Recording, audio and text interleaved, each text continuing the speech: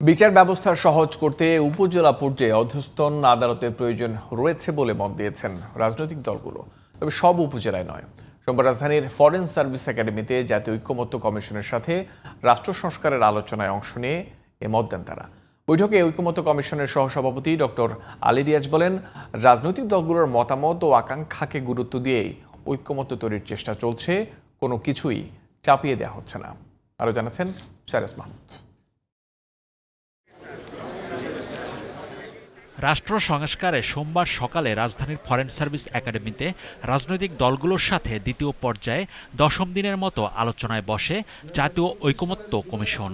আলোচনার বিষয় ছিল উপজেলা পর্যায়ে অধস্তন আদালতের সম্প্রসারণ, জরুরি অবস্থা ঘোষণা এবং নারী প্রতিনিধিত্ব।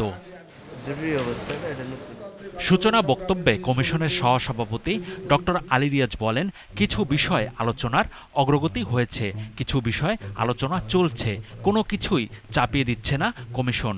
কমিশন কিছু চাপিয়ে দিচ্ছে না, সব বিষয়ে একমত হওয়ারও কোনো বিষয় নেই। আমি বারবার বলেছি, সব বিষয়ে আমরা একমত হব না, তবে আমাদের চেষ্টা করতে হবে যে এইগুলো বাদ দিয়ে যে সমস্ত জায়গায় আমরা একমত হতে পারি সেই জায়গায় যেন আমরা আসতে পারি, সেই চেষ্টাটা আমাদের থাকতে হবে।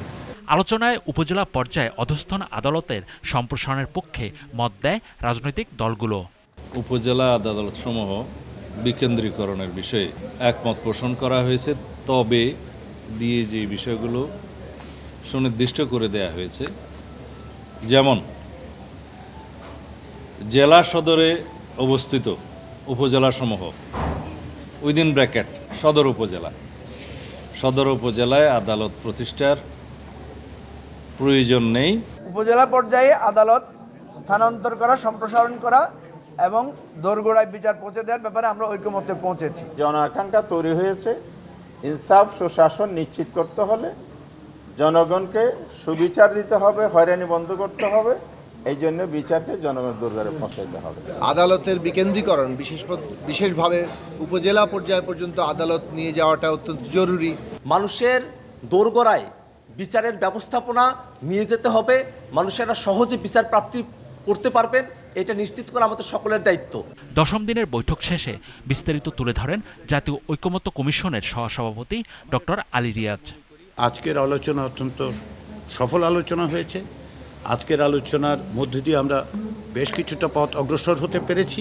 একটি বিষয়ে জাতীয় ঐকমত্য তৈরি করা গেছে এবং আমরা আশা করছি যে অব্যাহতভাবে আগামী দিনগুলোর আলোচনায় আমরা জাতীয় সনদ তৈরির ক্ষেত্রে আরও অনেকটা পথ অগ্রসর হতে পারব। Cyrus Mahmud, GTV news, Dhaka.